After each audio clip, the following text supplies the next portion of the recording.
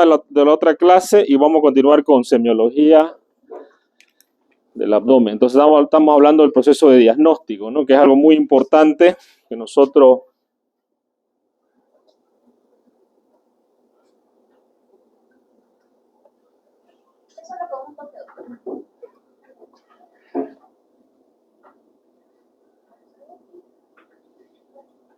ahí se ve, ¿no? Bueno, entonces siempre que nosotros vemos un paciente con una enfermedad, nosotros nos vamos a plantear una hipótesis diagnóstica. ¿Qué es la hipótesis diagnóstica? Es la suposición de lo que nosotros sospechamos que tiene la enfermedad del paciente.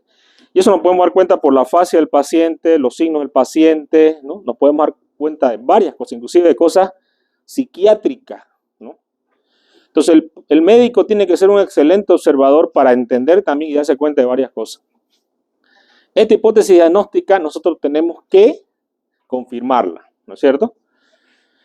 Nosotros podemos ver un paciente aparentemente en buen estado general, según nosotros, y cuando evaluamos los signos vitales nos damos cuenta que tiene una frecuencia respiratoria aumentada, que el paciente tiene una temperatura elevada, que el paciente está taquicárdico, ¿no? Y evidentemente nosotros tenemos que darnos cuenta mucho más antes de lo que otra persona se dé cuenta. Para eso venimos a la universidad, para eso estudiamos medicina y para eso vemos pacientes en los hospitales. Nosotros debemos darnos cuenta de esto mucho más antes. Pero ¿cómo no me voy a dar cuenta yo? Si yo estoy con mi celular ahí y no veo al paciente, evidentemente no me voy a dar cuenta. Si yo llego, como llegan algunos internos tarde a hacer la evolución de su paciente, ¿no? Y le preguntan ¿cómo está? Estoy bien. Ah, ya. Anoto, está bien. ¿No? Yo no lo he examinado, ¿sí? Y examinándole, probablemente él tenía un drenaje y el drenaje estaba saliendo fecaloideo, o estaba saliendo rojo, o estaba el paciente en la herida viscerado. Es importante la evaluación que yo le voy a hacer al paciente. Entonces, yo tengo una hipótesis diagnóstica que debe ser confirmada con un examen físico general y también con pruebas de laboratorio y pruebas de imagen. Siempre vamos a tener para el diagnóstico de una enfermedad eso. Entonces, la hipótesis diagnóstica es algo que nosotros vamos a sospechar. Evidentemente, no sé si se los dije la anterior semana, ¿no? Algunos alumnos aquí me han acompañado al hospital al turno, ¿no? Y en el turno han visto que hay un paciente que estaba ahí pidiendo su alta, quería irse, estaba internado como 4 días con una suboclusión intestinal. Y el paciente decía, doctor, ya me voy. El residente vino, me lo presentó y me dijo, doctor, está bien, démoslo de alta. Lo revisamos al paciente, inclusive había una alumna por ahí que estaba y le digo, a ver, palpe el abdomen. Y el paciente le pone el abdomen. Ella le palpa y sintió cierta resistencia, porque yo lo palpé antes y sentí cierta resistencia. Y le dije a la alumna, palpe. El paciente era un paciente obeso y tenía una hernia así, hasta la rodilla.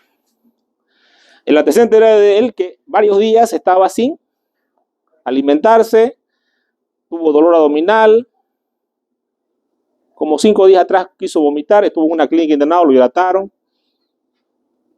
pero había algo raro. En vez de se para la cama, doctor, pero estoy bien, deme alta. Como médico, yo soy lo más importante para ese paciente, pese a que él quiera irse. Tengo que revisarlo y explicarle. Y después de mi explicación, como algunos por acá se les he dado alguna vez, el paciente no entiende y quiere irse a su casa. Él firma su alta solicitada. Bueno, seguimos revisándolo al paciente, vimos los estudios y en la radiografía de abdomen él tenía una asa de colon dilatada del día anterior a ese día anterior y del día anterior. 3 días, una evolución radiológica igual. No tenía vómitos en ese momento. Su hernia estaba así, gigante, una hernia inguinoescrotal gigante.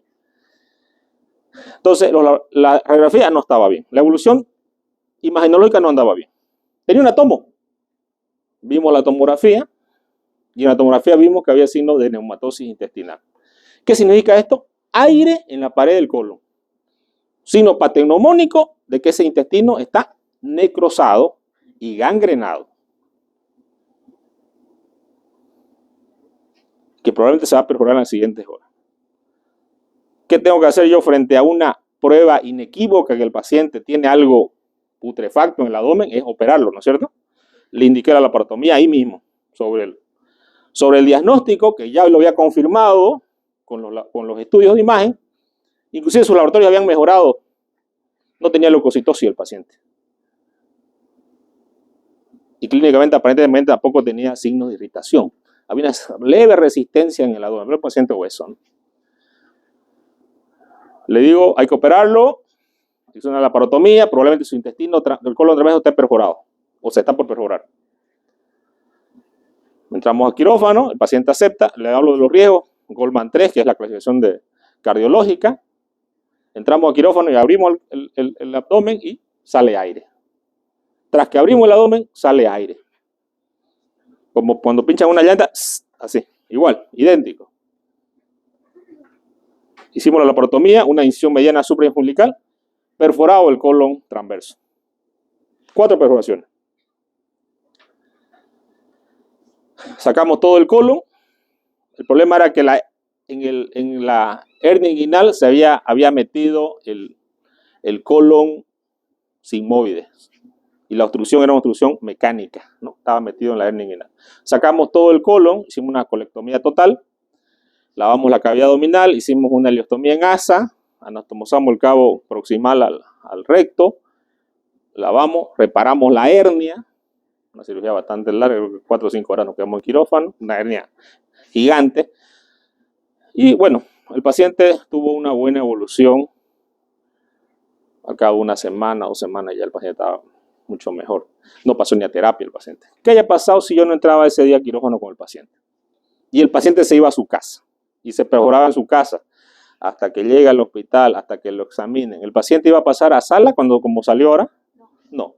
Iba a pasar a terapia porque el paciente ya iba a estar en un shock séptico. ¿En cuánto tiempo las heces fecales pueden absorberse y subirse a toda la sangre? 5 minutos. 5 minutos ustedes necesitan. Para que una perforación de cualquier víscera del tubo digestivo, las bacterias pasen directamente al torrente sanguíneo y pasen a todos los tejidos. Y ahí hablamos de la sepsis. El paciente clínicamente no tenía. Ahora hablemos por qué no tenía clínicamente dolor abdominal. Porque era obeso el paciente. Y los pacientes obesos pueden salirse de la regla, ¿no? Porque hay una distensión de los nervios y ellos no tienen dolor. Inclusive el paciente obeso, pese a que está mal, sigue teniendo hambre. Y normalmente cualquier paciente que está séptico no tiene hambre. Él no estaba por entrar a la sepsis porque estaba perforado en ese momento, se perforó. Entonces, no toda la clínica siempre va a ser que sea objetiva, es subjetiva. Pero los estudios son objetivos. ¿Qué significa esto? Que ustedes tienen menos probabilidad de errar cuando tienen un estudio. Por eso que la hipótesis diagnóstica de nosotros siempre la vamos a corroborar con estudios de imagen. ¿Alguna vez? No. Siempre. Entonces, nosotros verificamos nuestro diagnóstico con los estudios de imagen y esto nos da una probabilidad diagnóstica. ¿Qué es la probabilidad diagnóstica? Es lo más frecuente que llega al hospital, ¿no? Una frecuencia de ciertas patologías que son frecuentes. Si yo tengo un dolor en fosa ilíaca derecha, lo más frecuente es una paciente aguda. Si tengo un dolor en hipocondrio derecho, lo más frecuente es una paciente aguda, ¿no? Si tengo un dolor en mi cinturón, lo más frecuente es una pancreatitis. Si tengo un dolor que baja hacia el testículo, ¿no? De pronto aparece ese dolor y yo tengo pulmoperfusión positiva, probablemente un cálculo ureteral. Entonces esa es la probabilidad, la frecuencia con la que va a llegar. Pero ¿el paciente puede tener diagnósticos diferenciales? Sí. Y por eso es importante con los estudios siempre descartar. ¿Siempre le voy a hacer laboratorios de sangre al paciente? Siempre. ¿Los de rutina? Siempre. ¿Cuáles son los de rutina? Bien. ¿Qué más? Y díganme, ¿qué ven con esos laboratorios ustedes? Con un hemograma, ¿qué es lo que yo veo? O sea, yo como médico tengo que ir a buscar algo. ¿Qué busco con esos laboratorios? Bien, si no hay leucocitosis, ¿qué más? Si no hay anemia, bien, ¿qué más? Ya, si está la hemoglobina baja, puede estar una hemorragia, que está anémico el paciente, ¿no es cierto? Las plaquetas, si están bajas, una plaquetopenia. Ahorita estamos en tiempo de dengue, ¿no es cierto? ¿La plaquetopenia puede matar a una persona? Sí, te puedes morir por una plaquetopenia. Y no importa que seas el más fuerte aquí del curso. Usted, ¿se puede morir por una plaquetopenia? Se puede morir. No tiene nada que ver con la fortaleza ni con la salud. Algunas enfermedades matan al más fuerte. ¿Ya? Entonces, es importante tener en cuenta. ¿Qué más veo en el hemograma? El TP. Tiroprotomina, que me va a indicar los factores de la vía extrínseca a la coagulación. ¿Qué otro laboratorio le pido que es de rutina? Y esto es un ejercicio que estamos haciendo, pero tiene que quedarse grabado, que siempre a todos los pacientes, ¿qué es un estudio de rutina? Que siempre le voy a hacer. Bien, prueba renal, ¿cuál? Urea, bien. Pruebas hepáticas, ¿cuáles? No siempre pedimos librar, pero ya, bilirrubina, transaminasa, albúmina, ¿qué más? GOT, GPT y GGT, ¿ya? Fosfatasa alcalina pedimos algunas veces en pacientes que están ictéricos. No le pedimos a todos los pacientes. Sí, sí. No, algunos flojos le ponen hepatograma directamente, ¿no? Algunos laboratorios, para hacerlo más fácil, hepatograma y usted pone y ya sale todo, ¿no? Pero siempre es importante recordar porque no siempre estamos con un laboratorio. En el hospital tenemos que pedir prueba por prueba, aunque ya hay un protocolo, digamos, ¿no? ¿Qué más? ¿Qué otra prueba pedimos? Para detectar una pancreatitis con un diagnóstico diferencial de abdomen agudo, ¿qué pedimos? ¿Qué prueba? Enzimática. Amilasa, bien. Bueno, le pasa cuando sospechamos de pancreatitis, pero la amilasa la vamos a pedir siempre. Entonces tenemos ya aquí, sabemos la función hepática, sabemos la función renal del paciente, sabemos cómo está su hemoglobina, es un estudio de rutina. Siempre vamos a pedir una radiografía de tórax para evaluar cómo está la silueta cardíaca y ver cómo están los pulmones. ¿Es un estudio de rutina? Sí. ¿Una radiografía de abdomen es un estudio de rutina en un abdomen agudo? Sí. Es un estudio de rutina. ¿Una ecografía abdominal es un estudio de rutina? Sí, es un estudio de rutina. O ecografía abdominal, para descartar otras probables patologías que tengamos. Por ejemplo, una mujer en edad fértil, un abdomen agudo, dolor fosiliaca derecha, el cirujano ve los laboratorios, está normal, pero a ella le duele mucho. Y el cirujano dice, no, a quirófano. Y resulta que entra a quirófano y no tenía el apéndice inflamado, tenía un embarazo. Puede ser un embarazo ectópico. Entonces, la prueba de embarazo también es una prueba que se debe hacer a toda mujer en edad fértil. Pero si me dice a mí, no tuve relaciones, la mamá viene, no, y tampoco tuvo, ¿le tengo que pedir yo o no? Siempre. El médico le pide, no importa, si no tuvo, está bien, ¿no? Pero yo como médico, ¿cuál es el objetivo para mí? ¿Lo que me dice la mamá y la hija o la prueba de laboratorio? La prueba. Entonces, jamás cometan el error de dejarse influenciar con el paciente. Muchos médicos han cometido errores. Cuando entran al quirófano y encuentran el embarazo, pero usted me dijo que no había tenido. Ah, pero usted es el médico, ¿o no? ¿Quién es el médico? ¿Quién es el que sabe? ¿Quién es el que vino a la universidad y estudió 6 años? Entonces usted tiene que tener una decisión. La toma de decisión la toma el médico, no la toma el paciente jamás. Ese dato tiene que quedar grabado en ustedes. Y para eso uno estudia. Cuando hay un umbral de decisión entre varios diagnósticos, el médico se va a plantear un tratamiento sobre una enfermedad. Tengo que tener un umbral de decisión. O sea, tengo que saber.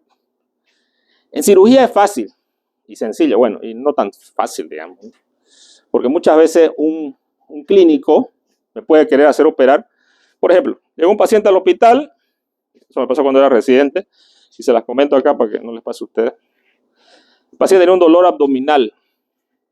El paciente era un paciente gordito y tenía un abdomen globoso pero blando. Y llega con dolor, le dolía, ¿no?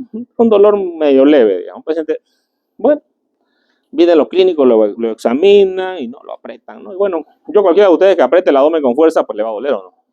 Sí. Bueno, es quirúrgico, dicen, ¿no? Y el cirujano viene, los clínicos saben, dicen, ¿no? Bueno, lo metemos aquí al paciente, abrimos, nada, abdomen en blanco. Al día siguiente yo voy y lo presento al paciente, la pasa de turno. Y uno de los jefes me dice, ¿y su electrocardiograma? Y yo me pongo a pensar, ¿lo vieron los clínicos? No le pedimos, ¿no? No le pedí, vaya a hacerle. Me voy a hacer la terapia del electrocardiograma. El paciente tenía un infarto de cara diafragmática. Tenía un infarto cardíaco de cara diafragmática. Nos operamos un paciente infartado. ¿Está bien? No. Error garrafal. ¿Por qué? Por no hacer la evaluación cardiológica. ¿Por qué? Por confiarnos en los clínicos. Los clínicos creen que todo se soluciona con abrir el abdomen y no es así. Otro caso. Estaba en terapia intensiva una paciente que llegó con microabscesos en hígado. Múltiples. Paciente obesa. Tenía una ecografía y marcaba microabscesos en hígado. Esos microabscesos en general con antibióticos van bien. El clínico, el terapista dijo, tiene que operarlo, opérenlo, abran ese abdomen.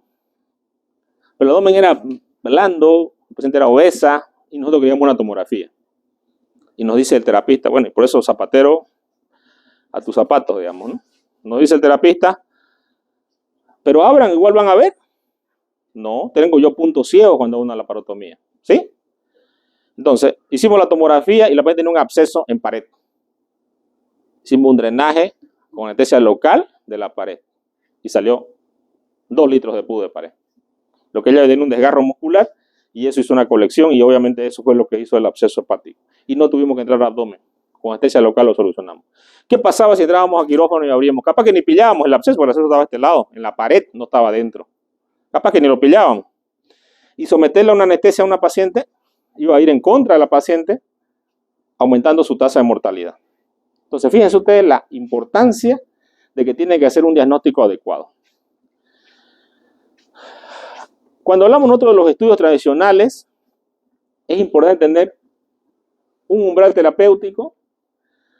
Nosotros tenemos una hipótesis, tenemos que continuar refinando nuestra hipótesis con los estudios de laboratorio, con la observación clínica que le vamos a hacer al paciente, porque no crean que siempre sabemos lo que tiene el paciente, inclusive con los estudios. Algunas veces quedamos en duda, porque tampoco el estudio muestra algo raro, el paciente aparentemente se está mejorando, y nosotros en ese caso hacemos lo que se llama la observación. Al paciente lo internamos en una sala, le colocamos suero, NPO, y lo observamos y valoramos durante 6 horas cómo está el dolor del paciente, si disminuye, si aumenta, si exacerba, porque tenemos otro error común. Y ya con algunos alumnos vimos el otro día una paciente que estaba con mucho dolor de fosa ilíaca derecha y le pusieron analgésicos en un centro médico.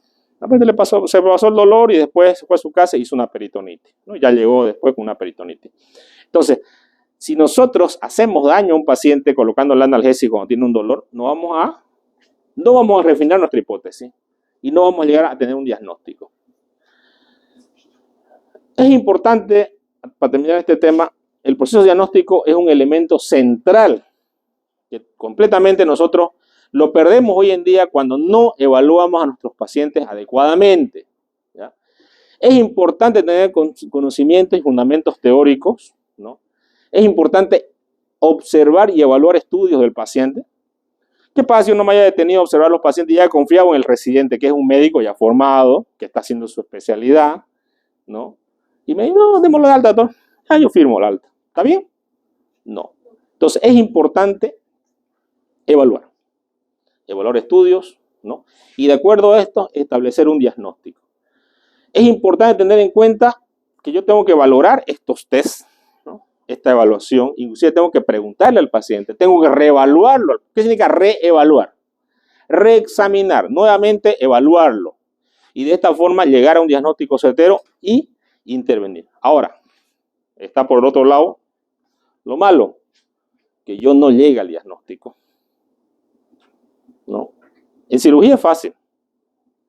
¿Es tratamiento quirúrgico o no es tratamiento quirúrgico? ¿Es quirúrgico o no es quirúrgico? Eso me interesa a mí, es importante.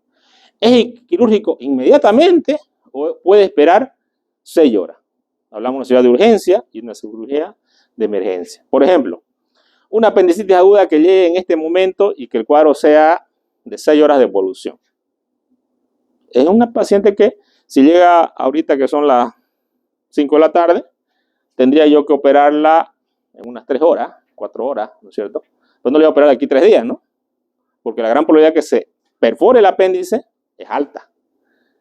Si llegó ya a 6 horas, en 18 horas, el 90% de los apéndices se perforan. ¿Y será bien operarla con el apéndice perforado? No. Mientras más rápido la opere, la evolución va a ser más rápida su mejoría. Si lo opero tras que llega la paciente con 3 horas de evolución y lo opero a las 4 o 5 horas, la paciente al otro día la estoy dando de alta, si no hay complicaciones. Si a la paciente yo retardo el tratamiento y la opero en 24 horas después, probablemente la paciente esté yendo en 7 o 10 días del hospital y no con una incisión pequeña, no con una incisión probablemente mediana para lavar toda la cavidad. Entonces, fíjense que es importante la toma de decisión para hacer el tratamiento adecuado. Bueno, con esto terminamos el tema ese que ya se los pasé. Y se los vuelvo a pasar lo que no tengan. De todas maneras, incluyanlos al grupo, a los compañeros nuevos que han aparecido. Vamos a continuar con el siguiente tema. Igual se los voy a pasar estos temas, no se preocupen. Y esto que estoy grabando también se los voy a pasar.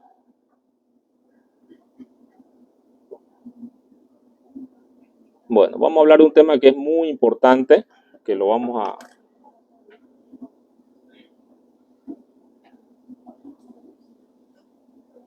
Me dice si ven o no ven. ¿Ven? ¿Se ve? Sí. Bueno, esto ustedes ya lo dominan, pues, ¿no? Ya semiología el año pasado, ¿no? Con los doctor... ¿Con cuál doctor yo? Con los doctor Escobar, ¿no? Pero toda la vida llevamos semiología. Sí. Yo sigo examinando pacientes, evaluándolos. Me gusta evaluar los pacientes. Me siento tan importante cuando examino un paciente como cuando estoy en quirófano haciendo una cirugía. Me siento de igual de importante para el paciente. Inclusive cuando veo un postoperatorio, que también tengo que evaluar, ¿no? ¿O no tengo que evaluar? Sí, sí. En la cirugía yo tengo que ver el pre, el intra y el post, ¿o no? O solamente se uno opera y qué le importa a lo demás. Hay algunos que sí hacen eso. ¿Qué les importa a lo demás, digamos? ¿No? ¿Y está bien? No. Yo tengo que evaluar al paciente antes de la cirugía, en la cirugía y después de la cirugía. Entonces, es importante que nosotros tomemos los 5 sentidos. Los 5 sentidos. Si yo estoy con un celular, mirando mi celular y examinando, ¿será que lo examino adecuadamente? Si yo estoy mandando mensajes aquí y examinando, ¿será que lo examino adecuadamente? No. Es lo mismo que manejar un vehículo y estar con el celular ahí. Se van a chocar. De repente alguno dice, yo la hago. Sí, la haces, pero un rato de eso te vas a chocar, no te preocupes. Tarde o temprano te vas a chocar, ¿no? Porque está comprobado que la distracción nos hace fallar. Y también nos hace fallar cuando nosotros examinamos a un paciente y no identificamos a un paciente. Nosotros tenemos que tomar nuestros 5 sentidos importantes, el olfato, el tacto, la vista. El cirujano, inclusive, cuando opera a un paciente, tacta los órganos y sabe inclusive qué hay dentro de una estructura de un órgano, si encuentra el órgano de una forma tumefacta o no. Lo único que no usamos es el gusto, ¿no? Pero lo he puesto acá. A ver, yo nunca he probado nada, digamos. Aunque alguna vez estaba por ahí, me vomitaron, digamos, ¿no? Digamos, ¿no? O sea, en la emergencia te pasa de todo, ¿ya? Te pasa de todo. Y les va a pasar a ustedes también, así que no crean que se van a salvar. No. La ictericia. ¿Nosotros debemos ver las escleras? Sí. Debemos valorar, ¿no? Yo me acuerdo que una vez operé a un paciente, uno de los primeros pacientes, y voy a examinarlo, ¿no? Y, doctor, aquí está la herida, me dice el paciente, ¿no? Ah, no, pues yo siempre miro los ojos, le digo. Tengo que ver si no está histérico. Y el paciente me decía, no, doctor, aquí está la herida, me decía, ¿no? Bueno, si yo veo un paciente histérico, sospecho de una obstrucción del árbol biliar, de una enfermedad hepática también, que puede ser ya inclusive en una fase terminal. La ictericia es muy importante, ¿no? Y prácticamente salta a la vista. Yo puedo detectar ya un síndrome de coledociano o estar pensando en los probables diagnósticos de ictericia. ¿Pero de ictericia tiene muchos diagnósticos? Sí. Un niño puede nacer con ictericia. Hay la famosa ictericia neonatal por síndromes relacionados con el hígado, con el drenaje de la vía biliar. Entonces, ¿es importante que yo evalúe esto siempre? Sí, siempre. Un paciente escéptico, sin tener problemas del hígado, ¿puede tener una ictericia? Puede. Un paciente con paludismo, ¿puede tener ictericia? Puede. No solamente las enfermedades de litiasis vesicular pueden tener ictericia. Muchas veces los clínicos, que uno dice, pucha, estos son una luz, digamos, ¿no? Una luz aquí en este universo. Nos mandan a interconsultas, ¿no? Me llega un día un paciente al hospital y me dice, doctor, quiero que me opere. Me mandó el doctor tanto, me dice, ¿no? Dice que usted es un cirujano excelente, quiero que me opere. Me hizo este estudio. Le había hecho un estudio de la vía biliar, una RCP que ni la vio, me imagino. Y la RCP me mostraba toda la vía biliar sin cálculo. Entonces yo lo veo, está normal, pero es que él dice que me tiene que cobrar porque la ictericia, doctor, me dice, porque yo estoy amarillo. A ver, un ratito, le usted, a ver, le dio fiebre, sí, ya bueno. Le pido una prueba hepática, pruebas de hepatitis, ¿no? Y salió que tenía hepatitis B. Y no lo operé al paciente. Pese a que él vino a que yo lo opere. ¿Está bien que yo opere una hepatitis? No, correcto. Pero si me mandaron para que lo opere.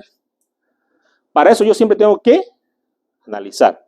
O sea que porque me lo manda el paciente para que lo opere, yo lo tengo que operar. No, yo tengo que reevaluarlo. Aquí cada uno de ustedes es individual en el diagnóstico y en su toma de decisiones. Cada uno tiene que tomar una decisión. Pero me lo mandó él, que era el mejor alumno de la católica. Él no se equivoca. Sí, se puede equivocar. Todos somos humanos acá. y nos podemos equivocar. La toma de decisión es de cada uno de los médicos. Entonces yo lo vi, le pedí los estudios y obviamente no era, ¿no? No lo operé al paciente, le dije, este tratamiento hay que hacer, tratamiento clínico, ¿no? Y el paciente, doctor, ¿cómo le puedo ofrecer? Yo vivo en Warner, en Portachuelo, me dijo. Mira, allá venden unas salchichas, le dije. Me vas a traer 1 kilo de salchichas para todo el hospital acá. Me llegó el paciente con su salchicha un día de eso, ¿no? Comimos todito, nos llenamos. Salimos eructando. Bueno, esta fascia, ¿qué será? Leónidas, ¿no? Típica de la enfermedad. Fascia leónida, ¿qué enfermedad? Lepra. Bien, entonces ustedes tienen que fijar esas imágenes.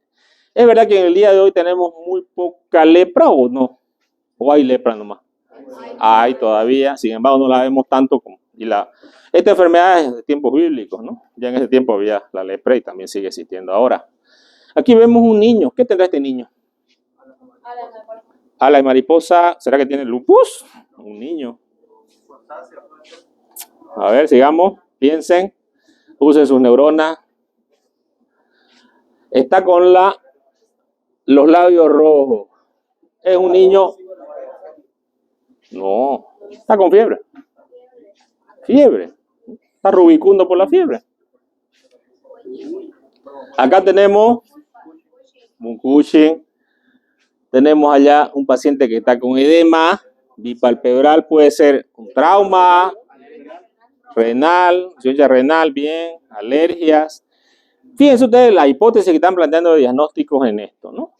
Acá tenemos un estudio que es la tomografía. ¿Y qué vemos en esta tomografía? Este es un corte coronal. Lo estamos haciendo, ¿viendo? Sagitales así, ¿no? ¿Y qué podemos observar en esto? ¿Es del abdomen o es del tórax? Abdomen. ¿Y qué raro tiene este estudio? ¿Es un estudio contrastado o sin contraste? ¿Es un estudio contrastado o sin contraste? Mal. Es un estudio contrastado. ¿Por qué? Porque puedo ver la silueta cardíaca acá, fíjense, reforzada como metal. El corazón, ¿lo ven? Los grandes vasos, ¿lo ven? Hígado, ¿no? ¿El hígado está grande o está pequeño? Y por encima del hígado, ¿qué tiene? Líquido. Bien, ¿quién dijo líquido? Bien, líquido. Todo lo que ustedes ven acá es líquido. Ascitis. Si yo veo un hígado pequeño, ¿qué sospecho? Cirrosis hepática, bien. Fíjense que todos ustedes lo saben, falta que lo saquen nomás. Está ahí, metido, porque ustedes ya vieron anatomía. Y la anatomía, histología y todas las materias que vieron antes las tienen que aplicar en los estudios de imagen. Con los alumnos que yo tengo en el hospital estamos viendo tomografías, que es algo importante. El médico del siglo XXI debe saber leer una tomografía. ¿Ya? ¿Y qué se hace para saber leer? Observar. Y observar, y observar. Y tener un patrón de cómo debo observar el estudio. En el otro tema vamos a hablar sobre estudios de imagen. Acá vemos un paciente. ¿Qué tiene ese paciente de arriba? Es un paciente distendido, pero puede ser que tenga ascitis. O puede ser que tenga ¿qué? Si no es ascitis. ¿Será que todos los que son tienen ascitis? Pues bien, ¿qué más? Gases, heces, un fecaloma, ¿qué más? Un tumor, pus, pero quizá no tuviera ahí, ¿no? Pero puede ser.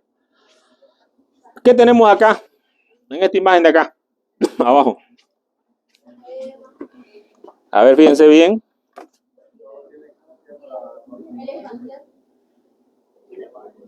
¿Tiene qué? Primero, para empezar, ¿será que tiene el mismo diámetro que esto? Asimetría. Una está más y la otra menos. ¿Ese signo de qué? Y tienen que darse cuenta ustedes. Trombosis venosa profunda. La trombosis venosa profunda es algo que puede aparecer en un paciente postoperado. No sé, puede ser. Pero sin embargo, la trombosis venosa profunda aparece en los pacientes. Y muchas veces nosotros miramos la cirugía hasta aquí, ¿no? ¿Tengo que mirar las piernas igual? Sí. Justamente esto es desde el pelo hasta la uña. Y aquí les voy a hablar de un ejemplo que me pasó hace unos años atrás cuando vivía el Cardenal. Me llamaron. Doctor, verás, queremos que lo vea al Cardenal. No le avisa a nadie, ultra secreto. No le diga a nadie, ni a su esposa, ni a nadie. Bueno, me fui a verlo. Querían que descarte un abdomen agudo. Entonces yo lo valoro, ya lo había visto el clínico, lo había visto el cardiólogo, lo había visto el epidemiólogo, pensaban que tenía, porque él tenía fiebre, ¿no? Tenía cierto dolor abdominal, y ellos querían que yo descarte que el paciente era diabético, el cardenal Terraza, ¿no? Terraza, ¿no? Bueno, entonces yo voy y lo examino y hago el examen físico, desde la punta del pelo hasta las uñas. Yo encontré varias cositas, digamos. Como es diabético, tenía una micosis por ahí abajo. Lo examiné, había habido fiebre, el abdomen estaba hablando un poquito de dolor leve a la palpación. Y le digo, bueno, ¿le hicieron electro? Sí. ¿Le hicieron pruebas de enzimas cardíacas? No. ¿Pero qué está sospechando, doctor? Me dijo un médico cabecera. Estoy sospechando que está infartado. ¿Cómo infartado? Pero vino el cardiólogo, lo vio y no dijo que estaba infartado. ¿Pero le pidió las pruebas de enzima? No me dijo. Bueno, pidámosle, y yo le di la orden, se la pedí. Al día siguiente me llama el cardiólogo dándome las gracias, pues diagnostiqué lo que él tenía que diagnosticar. Lo estaba llevando a operar aquí a la clínica Incor al Cardenal, ¿no? Le iban a hacer un bypass. Estaba infartado.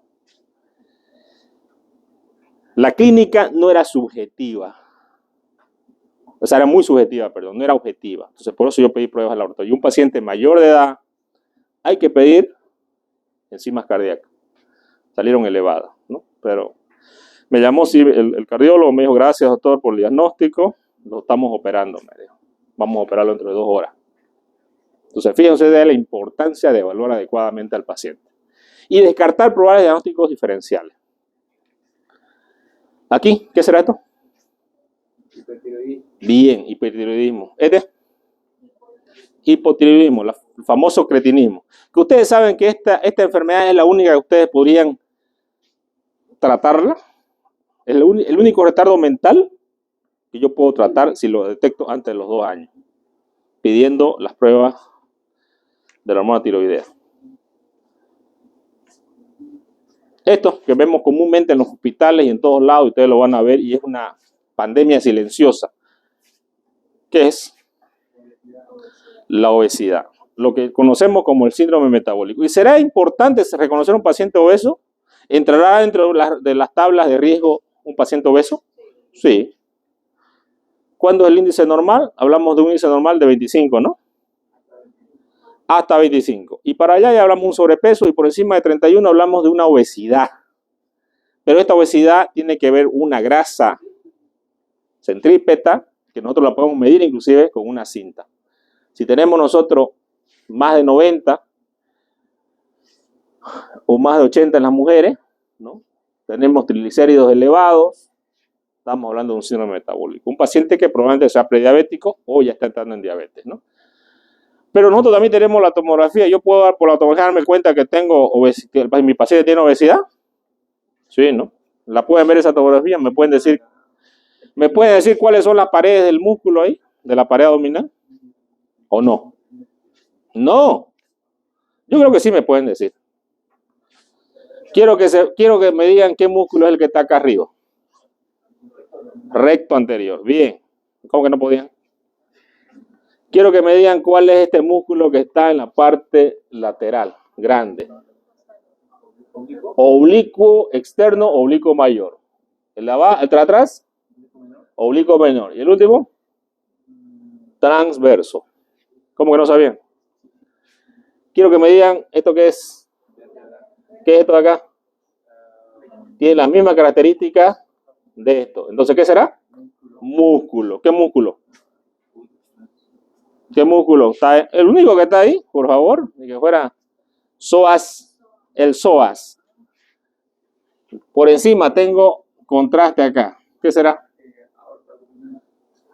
Aorta abdominal. Parece que aquí está la bifurcación, sí, de las 2 ilíacas, me pareciera. Por eso que se ven 2. Esto que se ve acá, imagen miga de pan, ¿qué será? S. ¿Dónde están las S? Bien, colon transverso. Esto que es más delgado acá, ¿qué será? Si tiene el colon grueso acá, aquí será delgado, pues, ¿no? Obvio. Y esto que tiene una densidad grasa, igual que esto que es grasa, meso. El peritoneo es muy delgado. Mide 1 milímetro. 1 milímetro. Entonces, ¿será que lo pueden ver? Les puedo decir, está por acá. Les miento. No lo veo. ¿Cómo que no podían? Pueden ver, ¿no? ¿Qué más pueden darse cuenta acá? ¿Cuánto tejido adiposo tiene hasta la piel? Esta es la piel, ¿no? ¿Cuánto tejido tiene hasta la piel? ¿Una obesidad se puede identificar por una tomografía? ¿Sí o no? Sí. Por una radiografía, inclusive también se puede identificar la obesidad, porque los tejidos, los rayos X, se va a ver esto abultado, ¿no?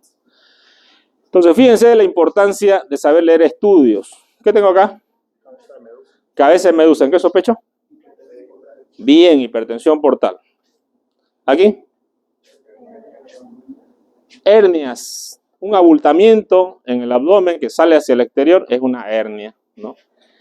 Aquí tenemos nosotros, ¿qué será esta? Cesárea. ¿Es cesárea esto o es una cicatriz? Es una cicatriz, ¿no? Probablemente de una cesárea. ¿Qué se llama esta incisión? Que el cirujano que hizo esta incisión, ustedes saben que murió. Fan Steel se llama la incisión. El cirujano accidentalmente estaba sacando un útero infectado, se cortó la mano y murió por sepsis. Porque en ese tiempo, cuando inventó Fan Steel, no habían antibióticos todavía. ¿Esta incisión? ¿Del apéndice? No. Nombre. Nombre de la incisión. McBurney. Bien. Y la incisión recta, Rocky Davis. Entonces, cuando yo veo cicatrices en el paciente, ¿qué sospecho? ¿Puedo sospechar algo? ¿Puedo sospechar alguna enfermedad que tenga el paciente? Estos son antecedentes quirúrgicos que tiene el paciente. ¿Y los antecedentes quirúrgicos qué me pueden dar? ¿Qué puedo sospechar yo? Si veo un paciente con cicatrices, que tuvo cirugías previas. Y hay una enfermedad común que aparece en algunos pacientes que se llama adherencia, síndrome adherencial, ¿no? Si llega a ser una cicatriz dentro del abdomen, el paciente puede obstruirse después de 1 año, 10 años, ¿no? De hecho, muchos pacientes que nos llegan obstruidos, la gran mayoría, han tenido una brida, una adherencia que se le formó después de su cirugía. Y que obviamente después de años esa brida le produce una hernia interna. O sea, estrangula los intestinos de alguna forma. Acá tenemos un paciente que también tiene cicatrices. Cicatrices de laparoscopía. ¿Será importante valorar al paciente el abdomen y ver las cicatrices? Fíjense que un caso real, se los voy a comentar, llegó al hospital japonés un señor que había salido del hospital, pero llega mal, se lo habían operado de una cirugía, le habían hecho una cardiomiotomía, que es cortar el músculo del cardias y del estómago, porque él tenía la calasia, ¿no? Para mejorar la digestión del paciente. El paciente se fue a su casa y volvió a los 2 días, 3 días, con mucho dolor en el tórax.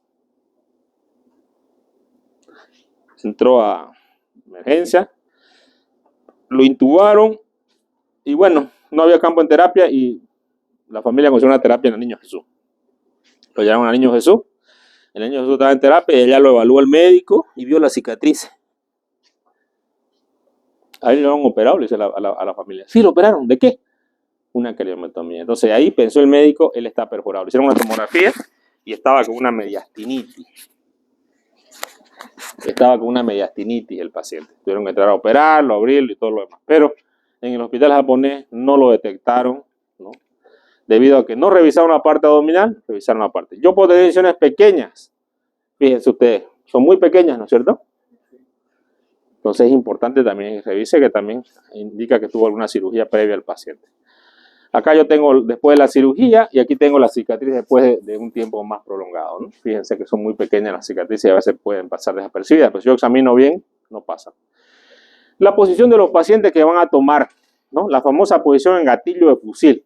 Paciente que está doblado, una posición fetal. Generalmente peritonitis, ¿no? Algo le duele tanto que el paciente hace esto. Un paciente que está en silencio, no habla, muy callado y está en esa posición. Otra, ¿no? Una posición inclinado, sentado, comprimiendo el abdomen, ¿no? No, es cuando está al piso, ¿no? Acá tenemos otro paciente, un niño que está sentado en cuclillas porque le pasa así el dolor, ¿no? Aquí esto se ve en algunas cardiopatías, ¿no? También en algunas hernias a nivel del hiato se pueden ver porque el paciente le duele acá arriba y trata de inclinarse para que le pase el dolor. Aquí tenemos también un paciente que está inmóvil completamente y también llama la atención. De hecho, en los niños, cuando el niño está medio quieto, hay que sospechar que está enfermo, digamos, ¿no? Porque los niños están ahí corriendo por todos lados, ¿no? Un paciente que se levanta de pronto durante la noche, ¿no? Que siente que algo lo oprime, un dolor abdominal. Generalmente este paciente puede ser que se trate de una úlcera duodenal, ¿no? Un dolor opresivo en la boca del estómago. Un dolor más intenso, que hay una fascia, una cara de mucho dolor, ¿no? Y el dolor puede ser muchas cosas. Puede indicar muchas enfermedades. Al hospital nos llegó una noche un paciente de 32 años de edad, que el paciente empezó a las 3 de la mañana con un dolor intenso en el lado izquierdo. Bien, en un lugar exacto. El paciente lo despertó el dolor, acudió al hospital.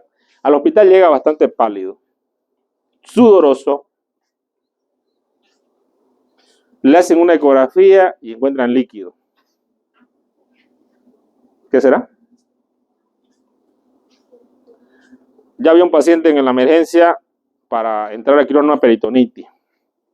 Tengo palidez, sudoroso y mi ecografía muestra líquido. ¿Qué será?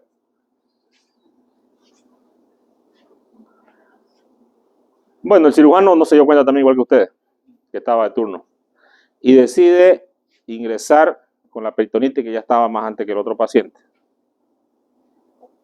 Entra a quirófano, abre, lava la...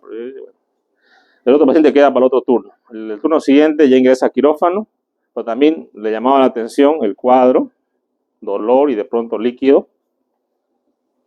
Ingresa a quirófano y se encuentra con un aneurisma de arteria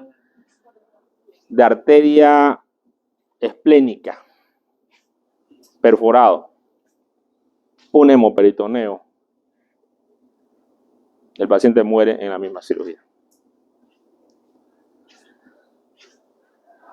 Paciente pálido, sudoroso, hasta que no se demuestre lo contrario, en una emergencia el paciente está choqueado. Y es una hemorragia. Ahora, si ustedes me dicen el aneurisma de arteria esplénica es normal, no, es raro. Si no me equivoco, 1 por 1.000.000.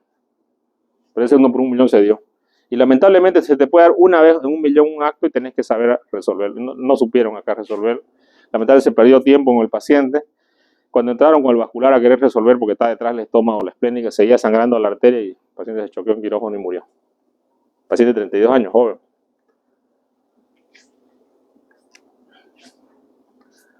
Posiciones para hacer el tacto rectal, que es una parte importante del examen. Aquí está la posición o genupectoral que se llama, ¿no?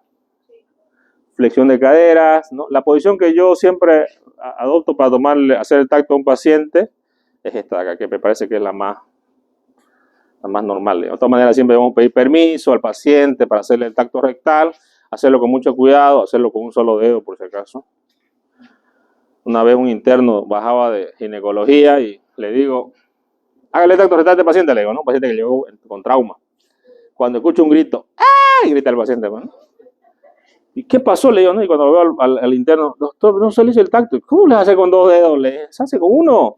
Porque en gineco hacemos el tacto vaginal con 2 dedos, ¿no? Para ver la dilatación, pues, ¿no? Pero pues, paciente, ¿no? Entonces es importante saber la técnica quirúrgica, saber la técnica adecuada para hacer el examen físico. Bueno, ocurre algunas veces estos cuerpos extraños en recto que no crean que son infrecuentes. Ya el año pasado creo que hubo un caso o 2. Siempre aparecen, siempre se caen, digamos, ¿no? Y aparece esto. Generalmente son hombres, ¿no? Con algún trastorno, piedra y un montón de cosas, ¿no? O sea, no ha llegado de todo al hospital, ¿ya? Algunos casos los podemos extraer ¿no? Otros casos tenemos que abrir el colon y hacer una colostomía, ¿no? Entonces, esto es algo que puede suceder. Entonces, en el tacto también puedo identificar estas estructuras, ¿no? ¿O no? Sí. Y una radiografía, como pueden ver ustedes, confirma mi diagnóstico. ¿La palpación será importante? Sí. Yo debo aprender a evaluar a los pacientes para tocar algunos órganos importantes en el abdomen y saber en qué lugar se encuentran, ¿no? Yo con mis alumnos de práctica hacemos ecografía, ya vamos a hacer dentro de poco, que es un estudio básico, una ecografía básica, ¿no? Pero paso que tengo que saber la anatomía. Si yo no sé palpar a un abdomen y dónde están las estructuras, tampoco voy a poder detectar dónde están los órganos importantes dentro del abdomen. Entonces, siempre en mi examen físico voy a empezar con la ocultación. Yo debo ocultar al paciente para ver los ruidos hidroaéreos. Si yo tengo un silencio abdominal, significa que hay una peritonitis, que hay algo que no deja que los intestinos tengan una motilidad. Entonces, yo lo primero que tengo que hacer es ocultar. ¿Todos aquí tienen estetoscopio? ¿Saben usar? Se ponen aquí en el oído por eso. ¿Lo han usado? Sí. Es importante que ustedes desarrollen esta habilidad de uso de su estetoscopio, ¿no? Generalmente uno usa uno y se queda con ese para toda la vida, ¿no? Puede tener 2, 3, lo que quieran, ¿ya? Y la marca que ustedes quieran, lo importante es que ustedes escuchen. Y es importante en la noche, por ejemplo, cuando no haya ningún ruido, ustedes traten de escuchar su peristaltismo, que se puede escuchar, sin necesidad de estetoscopio. Se puede. Cuando hay un silencio bien, pueden escucharlo. Ustedes pueden escuchar su latido, ¿no? Pero obviamente es con un entrenamiento. Pero si ustedes no pueden usar su estetoscopio y empezar a ocultar ustedes mismos. Es importante tener primero lo que yo pillo al examen físico normal y lo que yo voy a encontrar al examen físico normal. No se desesperen ahora por evaluar los pacientes, ¿no? De hecho, hay una etapa muy bonita de su vida que ya llega, se llama internado, donde ustedes tienen su paciente para ustedes solitos nomás.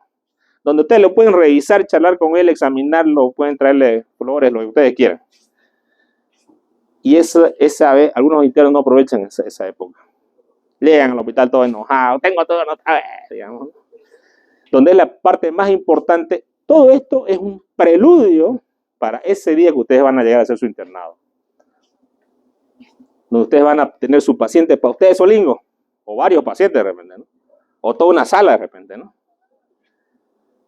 Es ahí donde ustedes van a experimentar el examen físico. ¿Y será importante hacer un examen físico adecuado?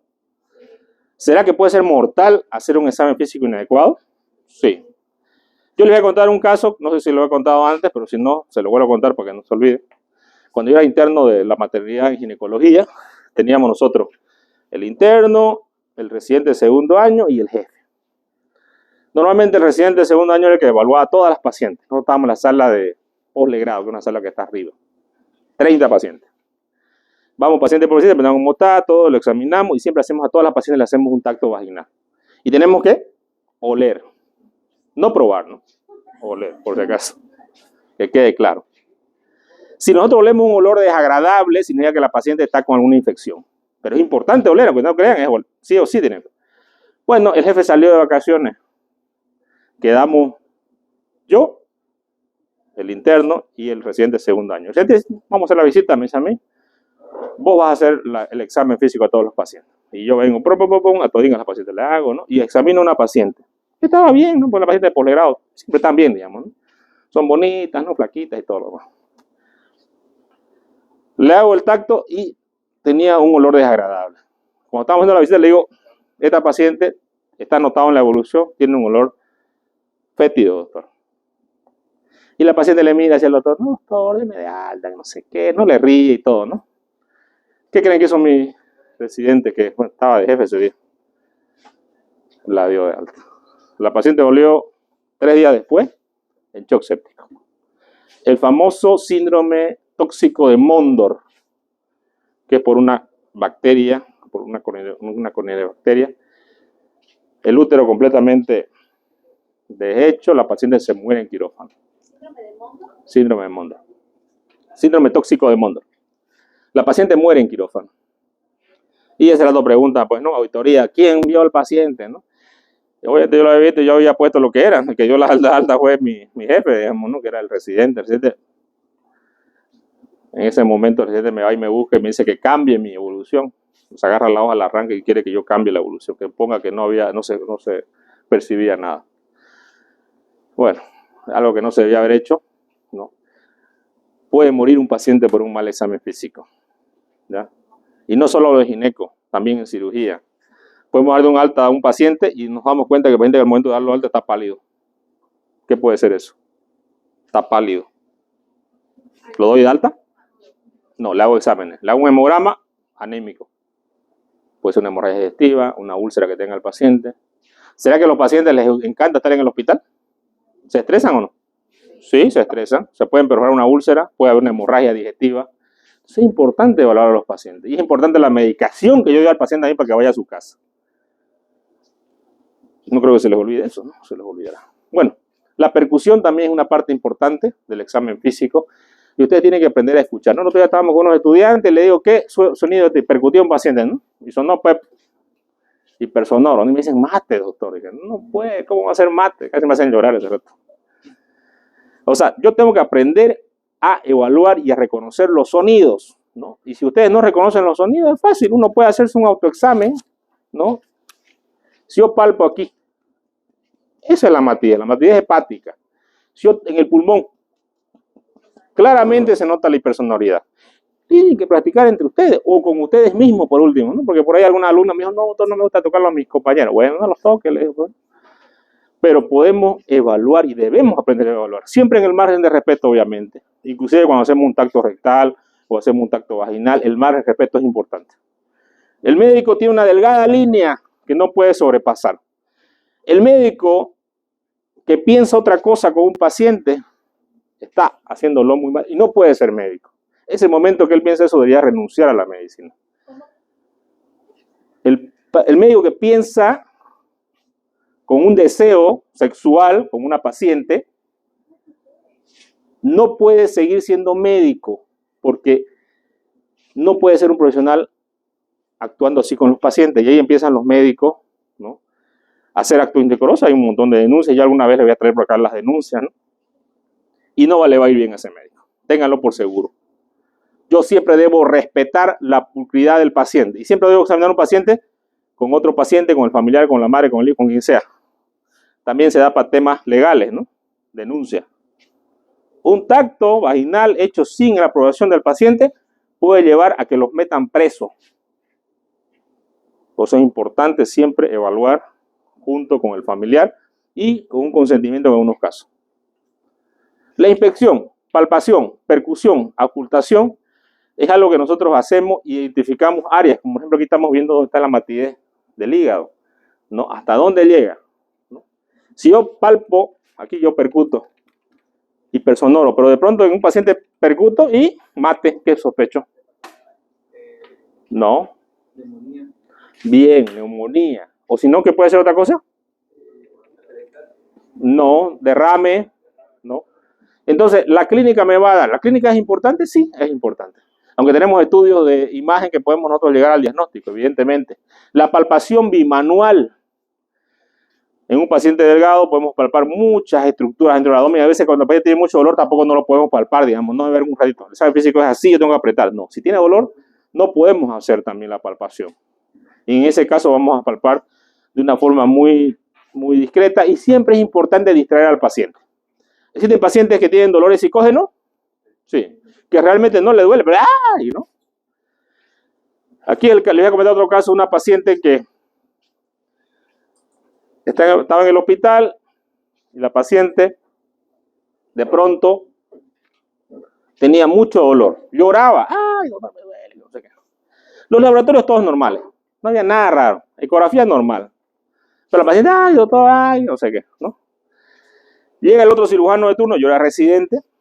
Llega el otro cirujano, se la presento a la paciente y me dice, pero le duele mucho, me dice, ¿no? El cirujano, yo era residente, por si acaso.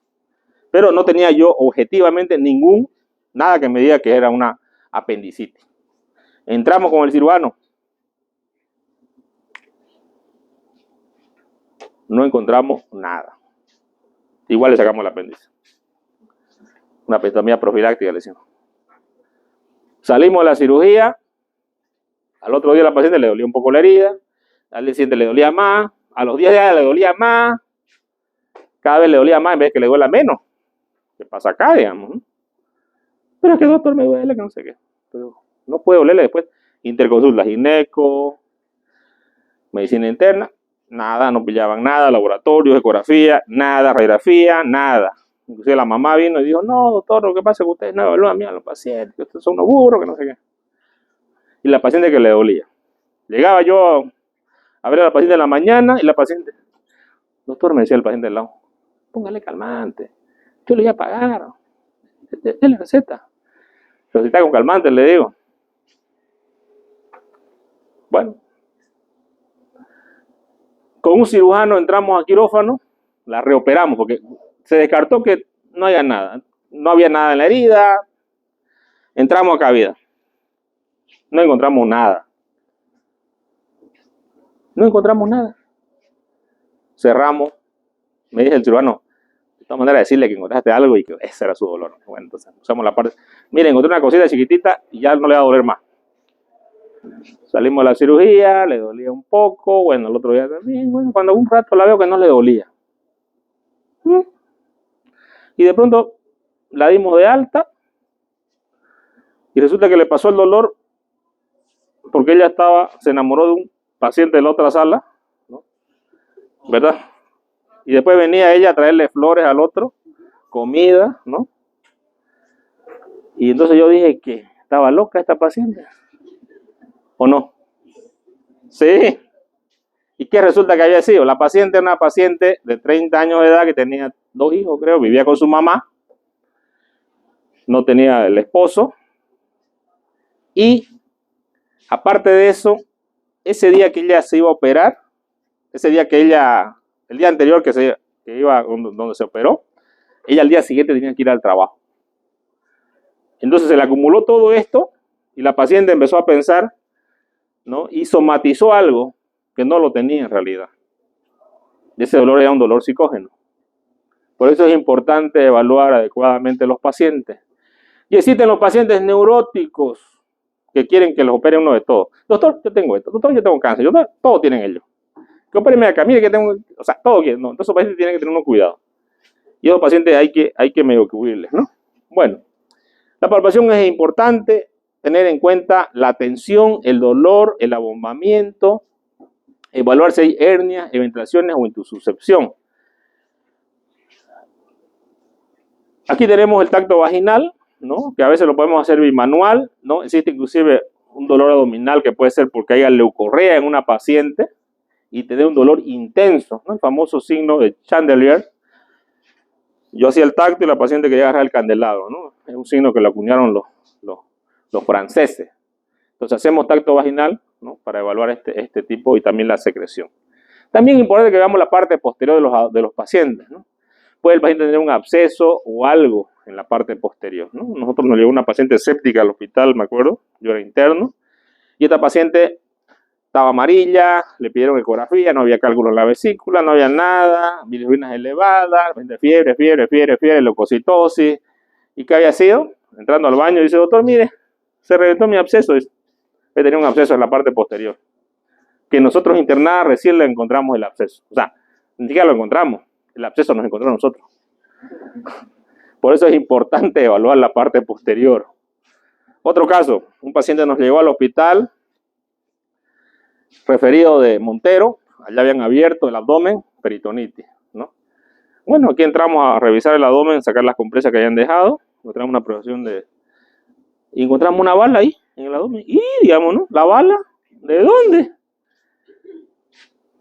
Le dimos la vuelta al 20 de rato ahí en quirófano, está mal también, y encontramos que tenía una entrada de proyectil en la parte posterior. El paciente no se dio cuenta en qué rato lo balearon. Resulta que él consumía droga y fue donde el dealer y le compró drogas, ¿no? Y el dealer le vendió las drogas y él en vez de pagarle no le pagó y se fue corriendo. El dealer sacó la pistola y ¡peng!, ¿no? Plantó un tiro, él llegó a su casa, se drogó y claro, con la droga pues le pasó el dolor y todo, ¿no? Llegó a su casa y al otro día apareció dolorido, su papá lo llevó al hospital, en el hospital lo intervinieron, no le encontraron la bala a ellos, nosotros en japonés la encontramos. ¿Importante evaluar la parte posterior o no? Sí. Estos son ejemplos para que ustedes se den cuenta de lo importante. Bueno, ¿qué más aparece en el abdomen? En una paciente puede aparecer un embarazo, que es importante evaluar la altura uterina para saber de qué edad gestacional está. Y eso es sencillo, con una cinta métrica lo puedo evaluar adecuadamente. En los ancianos, podemos tener nosotros un enmascaramiento del abdomen, podemos tener una hipomotilidad intestinal, hiposecreción, hipofunción hepática, hipofunción del gasto cardíaco, y todo esto puede dar un cuadro medio raro. Por isquemia el paciente puede tener un poquito de dolor abdominal, inclusive no les duele tanto. Entonces el paciente anciano es un paciente diferente a los demás. Podemos inclusive encontrar casos de peritonitis sin leucocitosis y sin dolor abdominal. ¿Ya? Entonces hay que tenerlo presente. Y hablamos de ancianos mayores de 65 años, ¿no? Aunque hay libros que dicen mayores de 50, pero no creo, digamos, ¿no? 50 yo creo que es joven todavía. 60 para arriba, 65 es la edad ya que podemos decir un paciente anciano. Bueno, es importante tener en cuenta la historia. ¿Alguien tiene clase, creo, ahorita? Todo. ¿A qué hora? Bueno, 5 minutos. Terminamos. Cuando hablamos de la historia clínica es importante revisar todo lo que el paciente, la nutrición, cómo es su dieta del paciente, y en esta dieta va también si el paciente ingiere bebidas alcohólicas o otras drogas. Medicamentos, si tomó laxantes, ¿no? Ablandadores de heces, antieméticos, agentes antidiarreicos, antiácidos, alta dosis de aspirina, acetaminofeno, el acetaminofeno, en el caso del paracetamol, corticosteroides, antihipertensivos y diuréticos. Cualquiera de estos medicamentos me puede producir insuficiencia hepática, el acetaminofeno, la aspirina me puede producir síndrome de Reye, la ingesta de alcohol o otro tipo de drogas, el embarazo, sospechar de la última menstruación, características de las deposiciones, que significa saber el color, el olor, consistencia y la frecuencia. Características urinarias, frecuencia del color, volumen, olor, si tienen mal olor, y si hay dolor también a la micción, o si hay fuerza en el chorro, que eso pasa en los pacientes masculinos, por una prostatitis, ¿no? O para vaciar la vía. Acontecimientos que hayan podido provocar estrés, ¿no? El caso de la paciente que le comenté, por ejemplo, ¿no? Psicológico, ¿ya? Por si acaso, no era algo jalado de los pelos, digamos, ¿no? Existen los pacientes psicológicos. ¿Y ahora existirán más? Sí, hay harto. Yo tenía una alumna por acá, hace años, ¿sí? Tenía problemas, que doctor, tengo que ir a Chile, hacerme unos exámenes, me he hecho de todo, no me pillan, ¿qué tengo? Claro. Tranquila, ya va a pillar su cura, le dije. Bueno, ahorita está curada ya. Se casó, no sé si fue la cura esa, pero ahorita está casada. Exposición a enfermedades infecciosas, hepatitis, gripe, historia de viaje, ¿no? La historia de viaje es importante porque donde yo vaya puedo adquirir bacterias nuevas como la famosa diarrea del viajero. Nosotros somos inmunes, aquí los bolivianos, los cruceños al menos, ¿no? Hasta resistente a la salmonela, todos somos, ¿no? Llega un gringo y se va a morir, digamos, hay que darle todo envasado porque no se muere. Los traumatismos. Dependencia del tipo de trabajo, actividad física, accidentes de abuso. Esto es importante saber qué trabaja el paciente, qué actividad estaba haciendo. Hay pacientes que llegan con cierto tipo de dolores y nosotros podemos sospechar de ciertas enfermedades de acuerdo al tipo de trabajo que el paciente realiza, ¿no? Con esto voy a acabar, voy a contar un caso, tranquilo, no se muevan. Un chico, en una clínica me llama, doctor, venga a operar a este paciente. Voy a la clínica, chico joven, a ver como quién, así como Vargas, ¿no? Pero un poquito más musculoso, digamos, ¿no? Se notaban los músculos. Y otra que lo veo nomás, dolor en fósiles derecho. Inclusive la médico estaba ahí, una doctora. Doctora, ¿a qué hora lo operamos? Me dice, ¿no? Tranquila, doctora, le digo yo, ¿no? Tengo que examinarlo. Yo lo evalúo y levanto la pierna y le dolió un poquito. Y le digo, ¿haces ejercicio? Sí, doctor, yo hago esto. Hacía de todo. Un chico bastante deportista. Entonces le digo al papá, mire, me parece que no hay que operarlo porque su hemograma está normal, no tiene fiebre, tiene hambre, y lo único que tiene es el dolor. Me gustaría hacerle una tomografía para descartar que no tenga una zoitis. Zoitis, inflamación del psoas. Por lo que él es deportista, los deportistas que juegan, que corren, ¿no? Que son corredores, pueden tener zoitis, ¿no? Que es algo común en jóvenes, en niños. En niños es más común que en jóvenes. Pero en él, que era deportista, le hago la tomografía al día siguiente, sale la zoitis, le doy un antiinflamatorio, el paciente se va de alta, me agradece el papá, pero la clínica no me llamó nunca más, ¿no? Porque ellos quieren operar. Y un día voy a cobrar mis honorarios, creo que no sé qué, a la semana voy a cobrar mis honorarios. Y me dijo, doctor, póngale, creo que yo cobré, no sé, 300, póngale. Y cuando me fijo lo que cobró el médico general ahí, que no hizo nada, 1500, no sé. Yo le salvé al paciente una cirugía, sin embargo, la clínica no me hablaron nunca más porque ellos quieren cirujanos que operen, digamos, ¿no? Pero ¿está bien lo que yo hice o está mal? Claro, está bien, porque yo tengo que hacer lo que es correcto. Pero perdí de ganar $1000, póngale. ¿Está bien o está mal? Yo no puedo ganar a costa de los pacientes, jamás. Si el diagnóstico no es apendicitis, el mejor cirujano es el que sabe cuándo no operar y cuándo operar, ¿no? Y eso tienen que ustedes grabárselo. Entonces, uno jamás debe ser extorsionador de dinero con los pacientes, ¿ya? Y eso me ha pasado varias veces que he descartado patología. Bueno, uno tiene que operar lo que tienen que operar. Bien, jóvenes, están liberados. Este tema lo terminamos la siguiente semana y continuamos con el otro tema de dolor abdominal. Póngale pausa. ¿O no grabo?